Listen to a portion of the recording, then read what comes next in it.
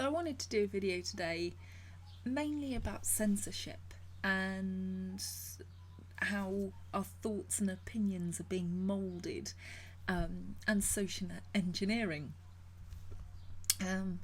This is an experiment as well. Given all the censorship on YouTube recently, this will be quite interesting to see if it stays up or if this just gets removed, if my channel gets removed. So yeah, it's a bit of an experiment really as well. But for those of you who are awake and aware and who've sort of been looking at fringe things on the internet of late, you'll have noticed that censorship has been rearing its head, very much so. So YouTube for the last couple of months has been slowly, steadily whittling down support for any either conspiracy theory channels or UFO channels, or anything a bit out there and crazy.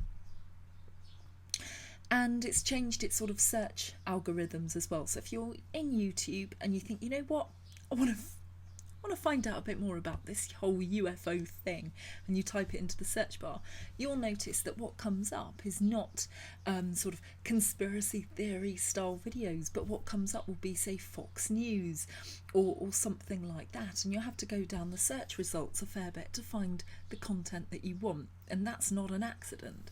And unfortunately that's also led to a lot of channels losing viewers a heck of a lot. Some channels have been deleted, some content's been deleted, and I find that very troubling. I really do. And then of course we've got Google itself, which in the last couple of days it's been revealed that Jennai, one of the sort of top bods in Google, has been on camera discussing how they want to try and engineer a situation where 2016 doesn't happen again. So a situation where Trump isn't quite so popular. And you might think, oh, well, that's not a bad idea. But it kind of is, because it's something they call ML fairness, which is machine learning fairness. And basically it's the idea that what they deem fair will have more of a following. So they're changing their algorithms.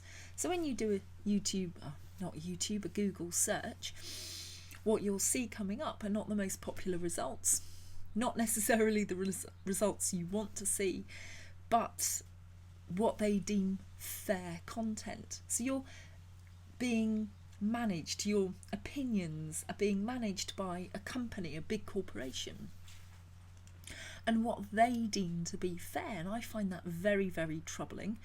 As someone commented, I can't remember who now, 1984 shouldn't be a user manual, and it really shouldn't. So you've got that.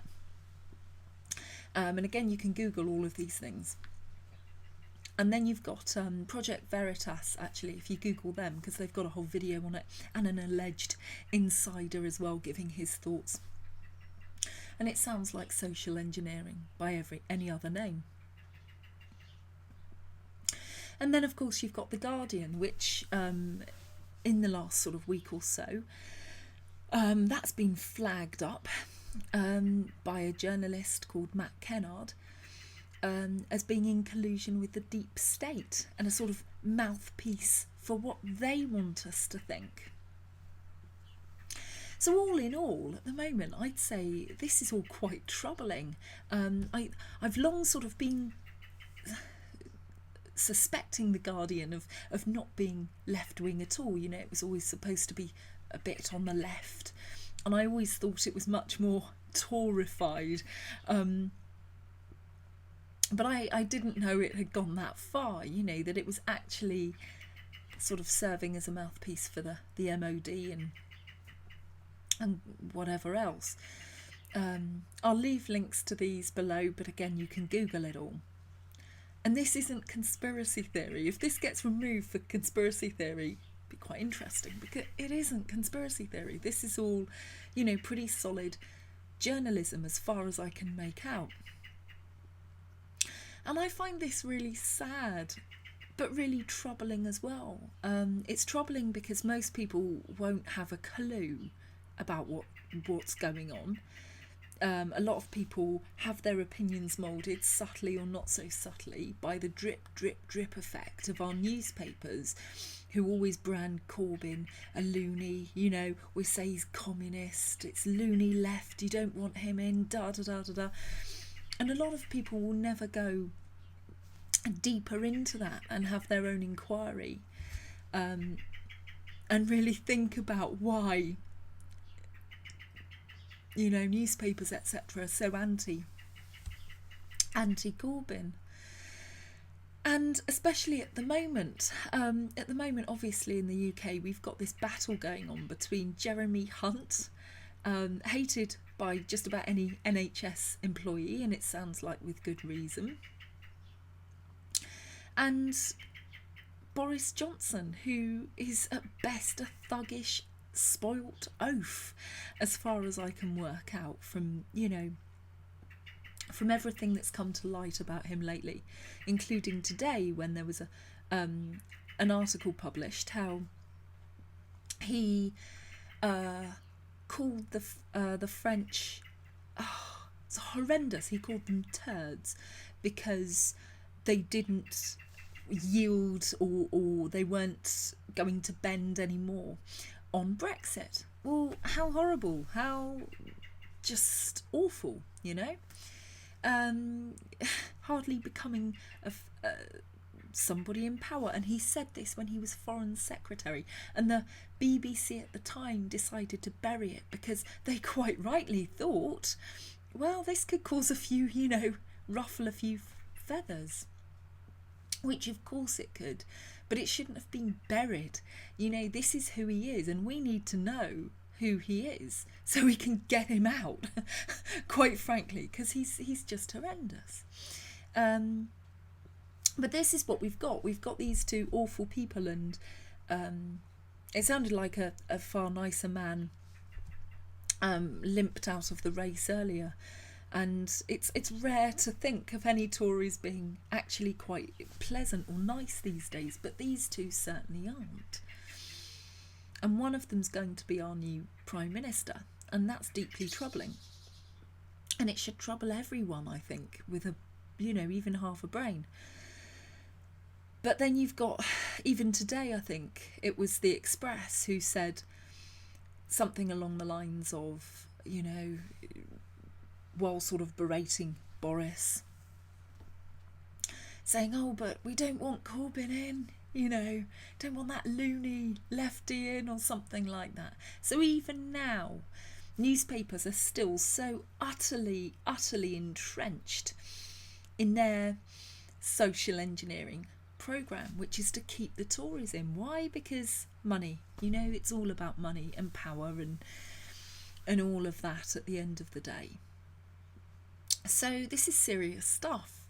This is serious stuff. We're being social engineered, and many people haven't got a clue. So I wanted to make a video about it, really. I'm sure, well, it'll be interesting to see if it gets taken down.